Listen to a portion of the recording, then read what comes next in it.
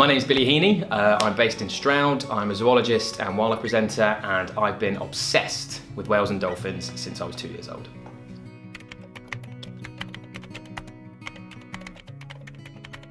So this is a true story, and I've told this story on many different occasions, but I watched Free Willy when I was 2 years old, and that was it, and I was hooked, and that was the start of my obsession with marine mammals, and particularly orcas and whales and dolphins. But it was kind of my gateway drug into the natural world in general.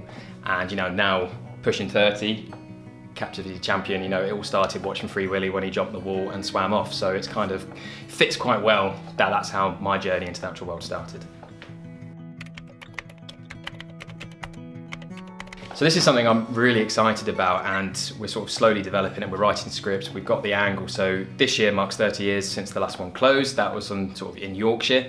And for me, I grew up on the Herts-Essex border, so there was a facility on Clacton Pier, and this is a location for where we like to set this film.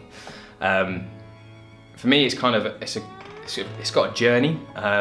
Blackfish came out in 2012. It's been over 10 years since that happened, and as much as that made a massive profile for what was happening for captive whales and dolphins, they're still there. Kate Tillicum has died, but all the other individuals are still in these tanks, and nothing's changed. So I feel like here in the UK, we're quite fortunate that we don't have any captive whales and dolphins, but it's not illegal. Someone could open a facility tomorrow if they really wanted to. So I think, particularly off the back of Wild Isles, I think a lot of people have realised that we do have orca in the UK, we do have bottlenose dolphins, we do have common dolphins, harbour porpoises, humpbacks, the list is endless. So to be able to raise awareness about what has happened in the UK, particularly this year, I think it's the right time to do it. To remind people, yeah, Blackfish happened, but things are still going on, and the captivity industry is booming in other parts of the world. And as much as it's not happening here, it doesn't mean it can't or it won't. And so we have a lot to do to sort of get cracking with this. And this film will sort of take me on a journey going through the archive. The amount of nights I have got into the depths of YouTube, looking back at what happened at Windsor or Clacton or Brighton, whilst researching this, getting a loophole, and you're sort of watching the phone and you're watching Nemo, not Finding Nemo, there was a killer whale called Nemo, and he was in the swimming pool. And for me, what really resonates is the fact that, they had a couple of orca in a swimming pool on top of Clacton Pier, and the fact that, they were effectively on top of the ocean. They could probably taste the ocean waves, they could hear them, they could hear, gulls and everything. But they were so tantalizingly close to a lifetime of freedom, but they were stuck on top of it. So to be able to explore that and go through the archive and go down memory lane to raise awareness for what's actually happening for whales and dolphins around the world, I'm really excited to get this project off the ground. Having some quite exciting meetings with the team here at WDC, so watch this space.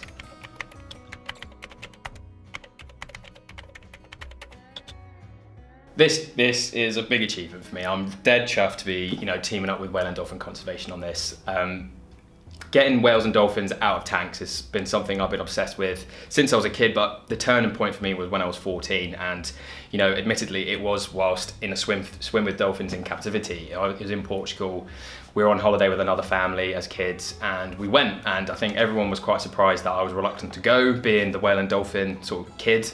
I was obsessed. Everyone wanted to play football at school, and all I wanted to do in the landlocked side of Hertfordshire and Essex was go see whales and dolphins, so that meant swimming in a paddling pool with plastic ones. I remember vividly being in a tank with a pair of goggles on, watching a bottlenose dolphin in a concrete bowl, and I can picture that now, and at that point, I was 14, I was just like, this isn't okay. And from then on, I've just been wanting to have a say to sort of raise awareness for this. I actually did my GCSE English exam. We had to do a debate, and we had to run a conversation, and I did a debate about should we keep whales and dolphins in captivity as part of my GCSE. A star, only A star I got. Every time I've been on holiday, if I've been lucky to save up a bit of money, there's always been a destination in mind to see a whale or dolphin. I just got back from Iceland watching killer whales off the west coast, which was amazing. So to be able to team up with Whale and Dolphin Conservation on something that I've been so passionate about for so long, yeah, I'm dead chuffed, and I'm super excited to get cracking on this.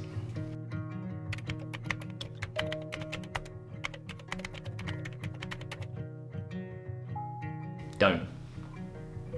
If you're thinking about buying a ticket to go to a whale or dolphin show, I would recommend that you really, really don't. You know, I think a lot of people are waking up to the fact that big cats, elephants, apes, you know, we're not happy seeing them in circuses or in, you know, really poor conditions in captivity. And this should be no different for captive whales and dolphins. I think, you know, the dolphin smile is their own curse, really. It looks like a particular bottlenose dolphin. You know, they're jumping through a hoop and they get given a fish in an aquarium and they look happy. And I think that masks a lot of the truth. And for me, it's like you see a whale or dolphin from a boat, and you know you're with them for a minute or two, or maybe for 10 minutes, and then they're gone. And it's phenomenal how quickly they've been by your side if you're lucky to see them bell riding, and they disappear. Can't do that in captivity. They're there day in, day out. And I think, you know, with lockdown, we can all relate to being in a room, you know, not so, you know, this is a nice big office room, but I think, you know, actually size-wise, it's probably a good comparison for what, particularly for a bottlenose dolphin, would be living in. And, you know, lockdown has ended for us, which we're really thankful for. It never ends for them. So, you know, how would you feel if you were split up and separated from your mum and dad and thrown into a chlorine tank? You know, you wouldn't like it, and you know, you can never go home. So I feel like there's a lot of misconceptions about captivity for whales and dolphins because they do look happy, and a lot of people go and it's like a fun experience for them because it is, you know, it's awe-inspiring to see these animals, don't get me wrong, but you shouldn't be in a tank. So I encourage you, please don't go.